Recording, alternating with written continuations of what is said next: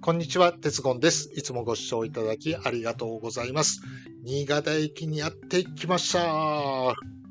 前回飛行機に乗り、新潟空港へ着きまして、へぎそば食べたりしました。そしてバスで新潟駅にやってきました。で、早速なんですが、本日宿泊するホテルはこちら。ドーミーイン新潟です。詳細はこのようになっております。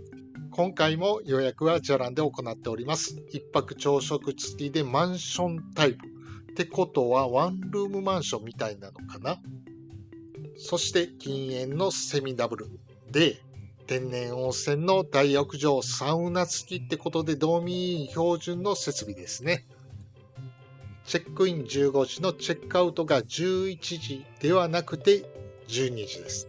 で、支払い合計は 11,700 円となっております。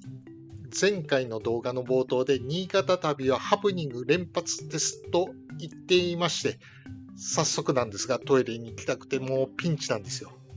それでいつもならホテルまでの道のりを撮影してるんですが、それなりに距離もあり、道が少しデコボコしててスーツケースを引きにくく、もう撮影してる余裕がなく何も撮っておりません。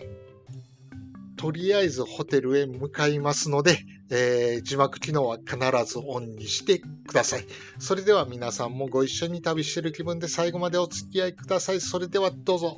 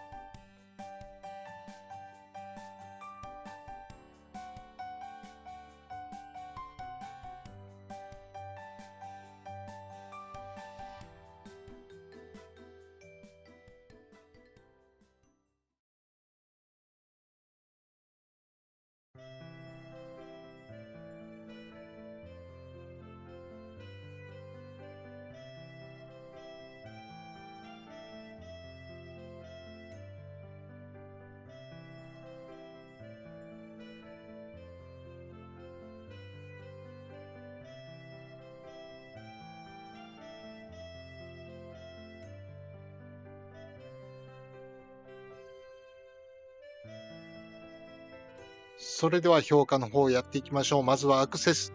新潟駅周辺ってことでいいんですが、この暑さでホテルまで歩くのはまあまあきついかもしれませんね。立地は新潟市内で結構都会なんですが、夜も静かで本当良かったです。建物設備は吹き抜けがある建物で開放的ですし、エレベーターもね、3基あってね、渋滞も起きにくいです。で、やっぱり大浴場がね、本当良かったです。そして部屋はドーミーインでは珍しく狭めの部屋で、いつものつもりで予約するとがっかりするかもしれませんね。で、サービスはまあまあ、ドーミーインなんでね、もう満足です。朝食はさすが新潟ですね。本当美味しかったです。特に鮭はあんな油乗ってる鮭なんて本当初めてです。美味しかったです。というわけで総合評価は 3.6。ドーミーインにしては珍しくアパートメントで狭さはあったんですけども、正直連泊してもよかったなと思いました。さて、これから新潟2日目に入ります。お腹の具合も良くなりました。薬がね、ほんとめっちゃ効いて助かりました。何にも食べられへん。新潟に何しに来たんかわからへん。動画のこと考えたら最悪な事態になるところでしたが、助かりました。そして次回は別のホテルに移動するんですが、またハプニングが起こります。今回みたいな絶望的なことはないので気軽に見てください。それでは本日の動画はここまでです。最後までご視聴いただきありがとうございました。チャンネル登録、グッドボタン、そしてコメントもよろしくお願いいたします。では次回の動画でお会いしましょう。さようなら。